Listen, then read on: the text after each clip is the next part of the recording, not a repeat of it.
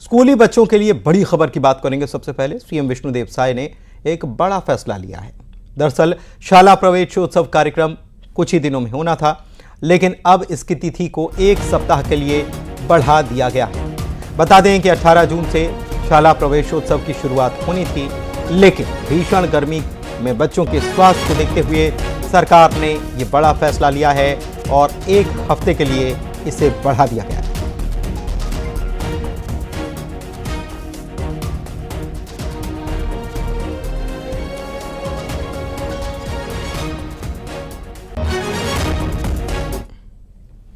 वहीं राहुल गांधी पर सीएम साय ने निशाना साधते हुए कहा है कि राहुल गांधी की बातों में कोई दम नहीं है। जब वो जीत जाते हैं चुनाव में तो सब ठीक हो जाता है, लेकिन जैसे ही हारते हैं तो ठीकरा ईवीएम पर फोड़ने लग जाता है।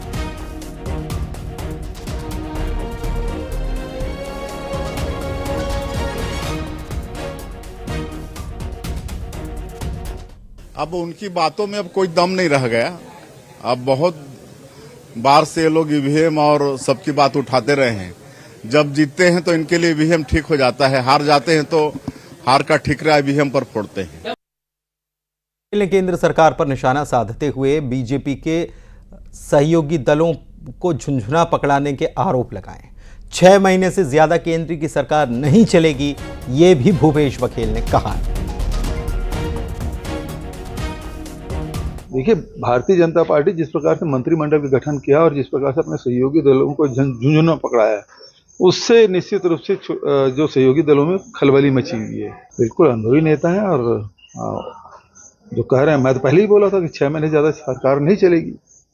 सबसे पहले तो मैं बोला हूं, अब लगातार सब लोग कह रहे हैं कि हाँ। इधर भूपेश बघेल के बयान पर सीएम की तरफ से पलटवार सामने आया है। उन्होंने कहा है कि बघेल को अपनी चिंता कर लेना चाहिए।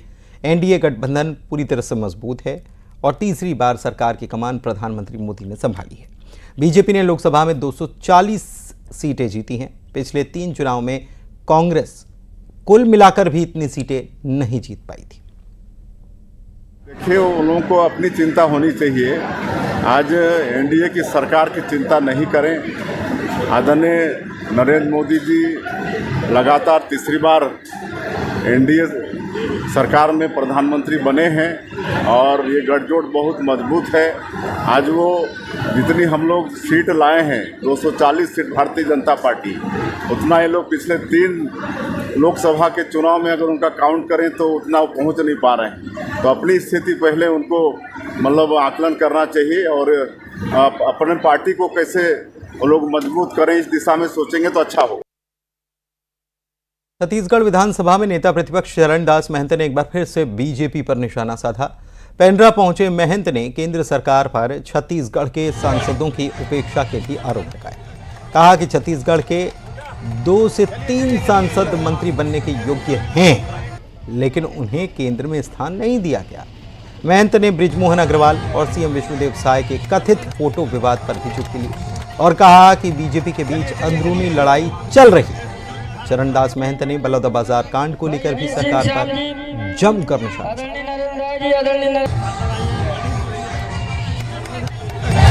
बहुत गलत हुआ है।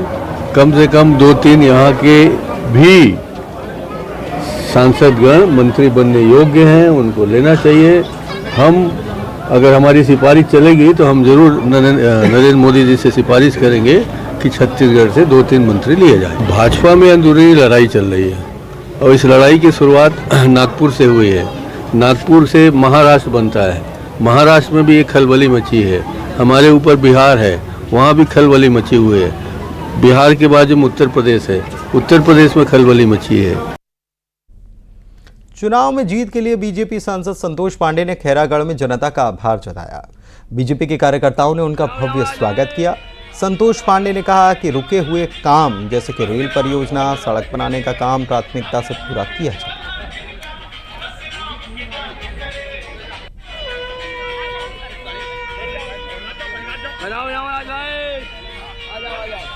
विधानसभा में जीत हासिल हुई है, इसके लिए मैं समस्त कार्यकर्ताओं का, समस्त पदाधिकारियों का, आम मतदाताओं का, आम व्यवसायी बंधुओं का, आम कृषक बंधुओं का, चाहे मैदानी हो, चाहे वनवासी हो, चाहे मैदानवासी शहरवासी हो, मैं सबको हृदय से प्रणाम करता हूँ।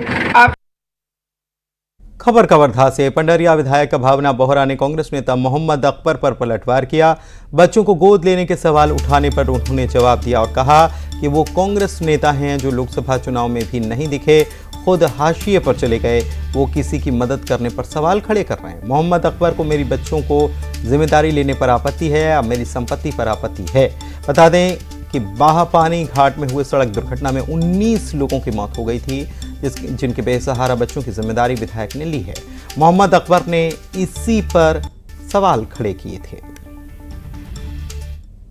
मोहम्मद अकबर को आपत्ति किस बात से मैंने बच्चों को गोद लिया, इस बात से है कि मेरे पास जो संपत्ति, इस बात से है। पहले वो इस विषय में थोड़ा प्रकाश डाल दे। और दूसरा, आपके माध्यम से पूछना चाहूंगी, पिछले 6 महीने में मोहम्मद अकबर नाम का व्यक्ति था कहाँ? विधानसभा चुनाव के बाद में आज तक कभी क्षेत्र में न कवर्धा विधानसभा जिसको 60,000 वोट से उन्होंने जीता था, कभी ना जनता की ओर ध्यान दिया है और 5 साल में वन कटाई ही की है, उसके अलावा तो कुछ किया नहीं है। जो बच्चा गोद में चला जाता है उसके समस्त अधिकार, जिस कुटुंब में वो पैदा हुआ है वहाँ से उसके सारे अधिकार समाप्त हो जाते हैं और उसको जिस कुटुंब में वो जाएगा उस कुटुंब में उसको सारे अधिकार प्राप्त इस प्रकार से हो जाएंगे जैसा कि वो उसी कुटुंब में जन्मा हो। यहाँ तक कि जिस कुटुंब में उसको जाना है वहाँ के संपत्तियों में भी उसका अधिकार हो जाता है। अब इस मामले में क्या होने जा रहा है ये मेरी जानकारी में नहीं है। नक्सलियों के खिलाफ सुरक्षा बलों ने एक बड़ा अभियान शुरू किया है। एक के बाद एक नक्सली ढेर किए जा रहे हैं और अब सुरक्षा बलों ने नक्सलियों के गढ़ में तिरंगा फहराया है। नक्सलियों को इस संदेश दिया गया है कि हिंसा का रास्ता छोड़ दो, नहीं तो बचोगे नहीं, ढेर कर दिए जाओगे।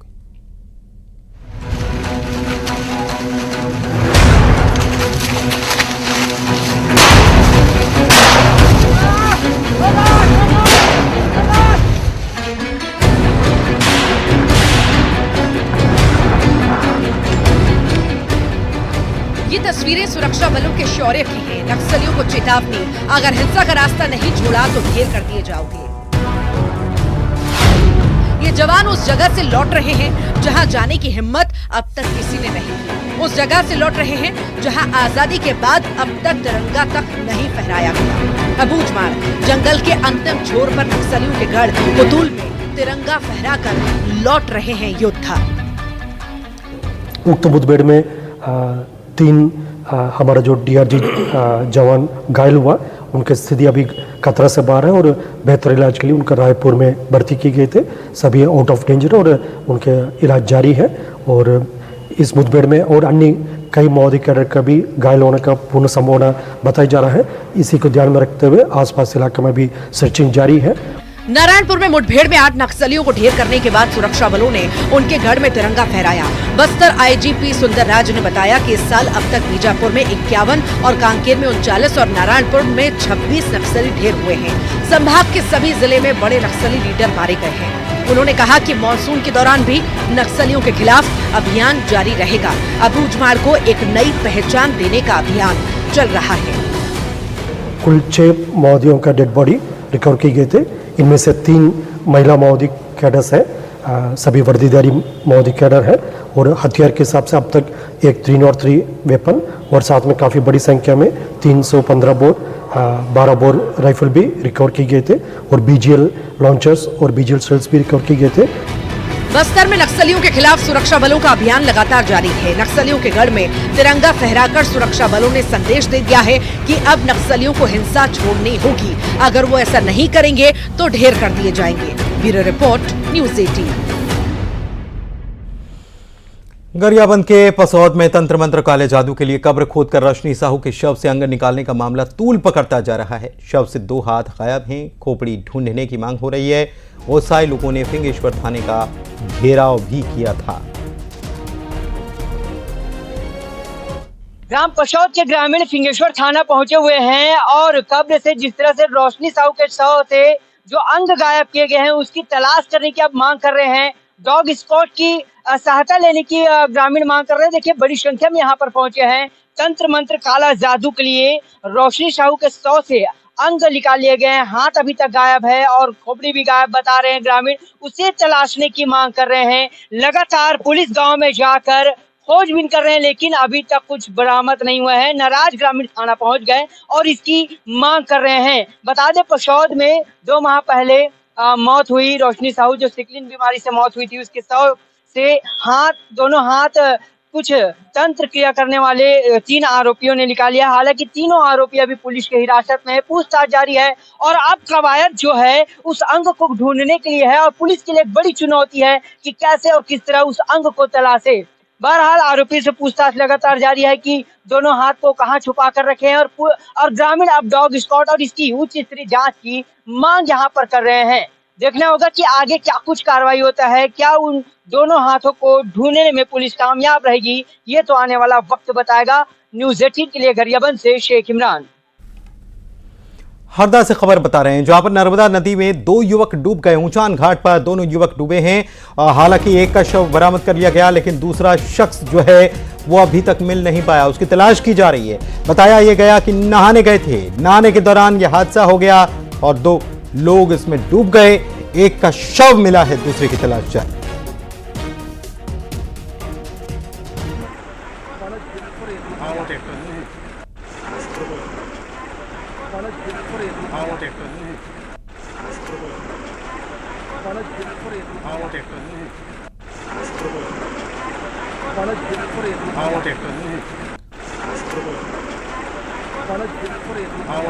नहाने के लिए गए हुए थे और ये हादसे के शिकार हो गए, गहरे पानी में चले गए, डूबने से मौत हो गई। एक शव बरामद कर लिया गया है, दूसरे की तलाश की जा रही है। प्रवीण हमारे संवाददाता हमारे साथ हरदा से जुड़े हुए हैं। प्रवीण, कब ये दुर्घटना हुई और कहां के लोग हैं ये?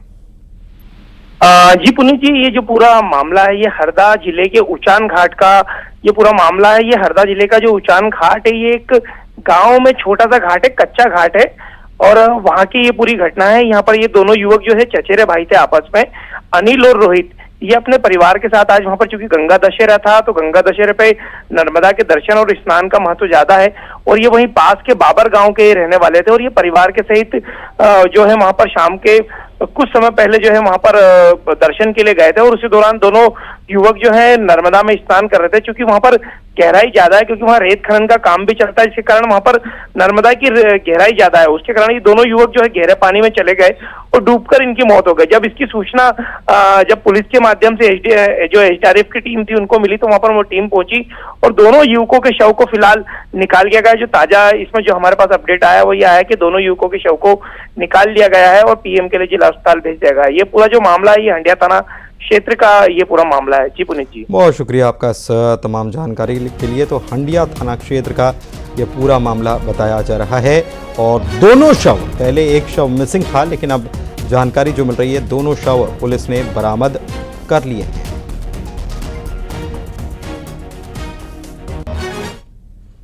दुर्ग से खबर, जहां पर सामूहिक विवाह के दौरान भगदड़ मच गई। बताया गया कि यहां पर शादी के बाद हवन किया गया। हवन से इतना ज्यादा धुआं उठा कि कई जोड़े चक्कर खाकर गिर पड़े, उनका दम घुटने लगा, भगदड़ मच गई। यहां पर 250 दिव्यांग जोड़ों का विवाह हो रहा था।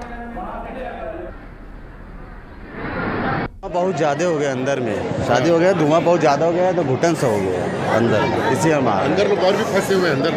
अंदर तो वो दिख ही नहीं रहा है फंसे कि नहीं फंसे, लेकिन अंदर में बहुत ज़्यादा धुआं हो गया। तो शादी होगी आपकी? जी हो तो गया, लेकिन धुआं बहुत ज़्यादा वहाँ पर हो रहा था ना, इसीलिए बाहर आ गए, सहन नहीं हो रहा था। दुर्ग में आयोजित सामूहिक विवाह के कार्यक्रम में आज काफ़ी भगदड़ देखने को मिल रही है। देखिए, जिस जगह में यहाँ पर विवाह चल रहा था वहाँ पर किस तरह की स्थिति बन रही है आप देख सकते हैं कि यहाँ पर करीब 17 जोड़ों का विवाह हो रहा था। निर्धन और जो दिव्यांग बच्चे हैं जो हैं उनका विवाह हो रहा था और देखिए किस तरह से यहाँ पर स्थिति बन गई हुई है। चारों ओर धुआं ही धुआं है और यहाँ पे कुछ नज़र नहीं आ रहा है और सभी को ही जो है यहाँ से निकल के किस तरह से आधी अधूरी शादी छोड़ के किस तरह से बाहर निकल रहे हैं, घुट घुट के दम घुट घुट के यहाँ पर कई लोग चक्कर खा के गिर गए और किस तरह से यहाँ पे स्थिति बनी हुई है देख सकते हैं। यहाँ पर कोई लेकिन इस तरह की कोई व्यवस्था यहाँ पर नज़र नहीं आ रही है, क्योंकि देख सकते हैं क्योंकि विवाह में जब यहाँ पर बेदियों में यहाँ पर हवन किया जा रहा था वहाँ पे धुआं किया गया, पहले मना किया गया था, उसके बावजूद भी यहाँ पर ये हो गया कि किस तरह से जोड़े यहाँ पर निकल रहे हैं। ये बड़ी लापरवाही मानी जा सकती है, क्योंकि जब इस तरह के कोई हवन होता है, विवाह होता है, तो यहाँ पर व्यवस्था रखना चाहिए। तो कई लोग यहाँ पर जो है चक्कर खा के भी गिरे हुए हैं और उनको बचाने वाला कोई नहीं है। तो फिलहाल जो है यहाँ पर भगदड़ की स्थिति बनी हुई है और लोग बेहद परेशान हो रहे हैं। न्यूज़ 18 छत्तीसगढ़ के लिए दुर्ग से मिथिलेश ठाकुर। दुर्ग में एक युवक बाल बाल बच गया, उसकी जान जाते जाते बाल बाल बची है। चलती ट्रेन में चढ़ने की कोशिश कर रहा था, ट्रेन की रफ्तार तेज हो गई, युवक चढ़ नहीं पाया, पैर फिसल गया और प्लेटफॉर्म और ट्रेन के बीच वो फंसता हुआ चला गया। हालांकि वहां पर एक आरपीएफ का जवान जो मुस्तैद था, उसने मुस्तैदी दिखाते हुए इस युवक की जान तुरंत बचा ली, उसको खींच लिया और युवक बाल बाल बच गया। अमरकंटक एक्सप्रेस में चढ़ने की यह कोशिश हो रही थी, भिलाई पावर हाउस स्टेशन की यह घटना।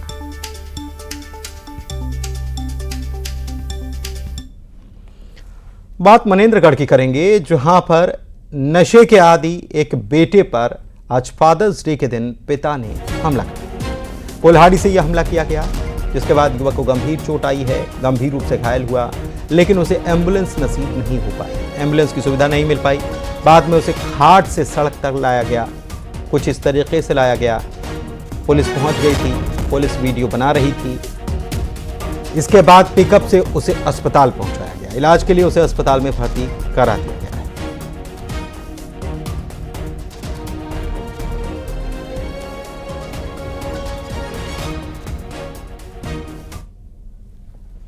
जुए सट्टे के खिलाफ पुलिस लगातार कार्रवाई कर रही है। इस कड़ी में अभनपुर पुलिस ने छापा मारते हुए 9 जुआरियों को पकड़ा है। कोलर गांव के कल्पवृक्ष कॉलोनी में जुआ खेल रहे थे। 6,81,000 से ज्यादा रकम इनके पास से मिली। 9 मोबाइल जब्त किए गए। मुखबिर की सूचना के आधार पर पुलिस ने कार्रवाई की। एसपी के नेतृत्व में जो पुलिस टीम बनाई गई है, उसने रेड मारी और जुआ खेलते 9 आरोपियों को धर दबोचा। बाद में थाने में ये लोग मुंह छिपाते हुए नजर आए। ऐसे जुआ खेल रहे थे, लाखों दांव पर लगा रहे थे।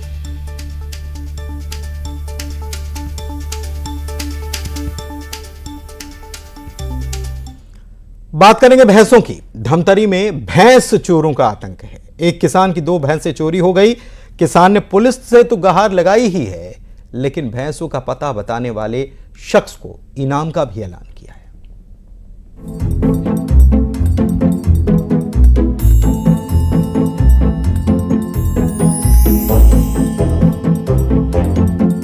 केसरा और भुरवा रंग, 1.5 हाथ लंबे सींग, लंबी पूंछ, 4.5 फीट ऊंचाई।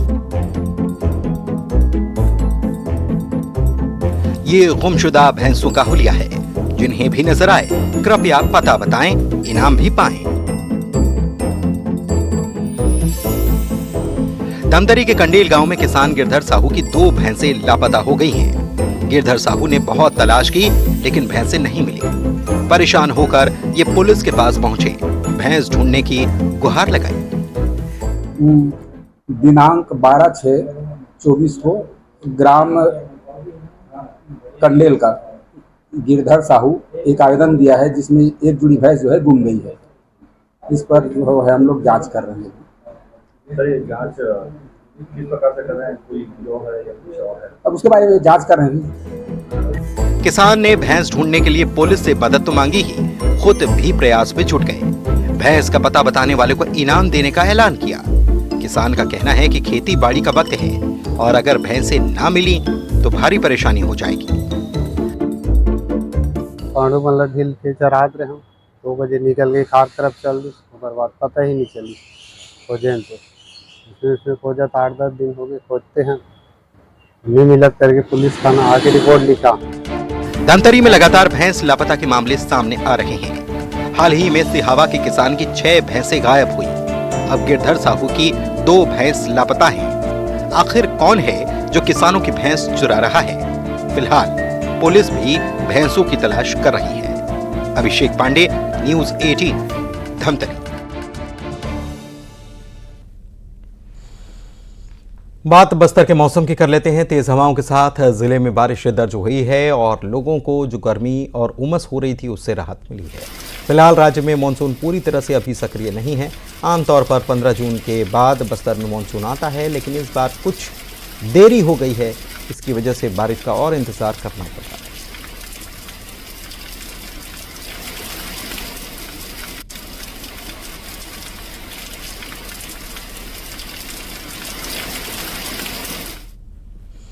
आगे बढ़ेंगे। बलरामपुर से खबर। रामानुजगंज स्थित कन्हर नदी में गंगा दशहरे के मौके पर गंगा आरती की गई थी।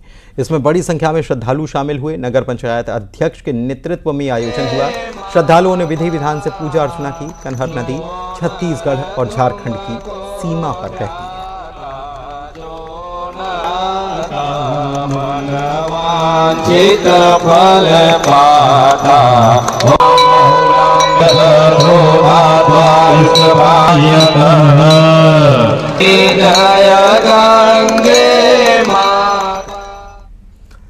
खंडवा के ओंकारेश्वर में गंगा दशहरा पर खास आयोजन रखा गया। इस मौके पर मां नर्मदा और मां गंगा की आरती उतारी गई। नर्मदा घाट पर दीप भी प्रज्वलित किए गए। तस्वीरें भी आपको दिखा रहे हैं कैसे यहां पर आरती की गई और दीप जलाए गए। और आज गंगा दशहरे के दिन यहां लोगों में मां गंगा के प्रति आस्था का सैलाब उमड़ा और लोगों ने माता की आरती की, मां गंगा की आरती की। नर्मदा घाट है हालांकि, लेकिन कहा जाता है कि गंगा ने कई सभ्यताओं को, संस्कृतियों को पाला है, पोसा है और इसीलिए हर आम जन में मां गंगा के प्रति अगाध आस्था देखने को मिलती है।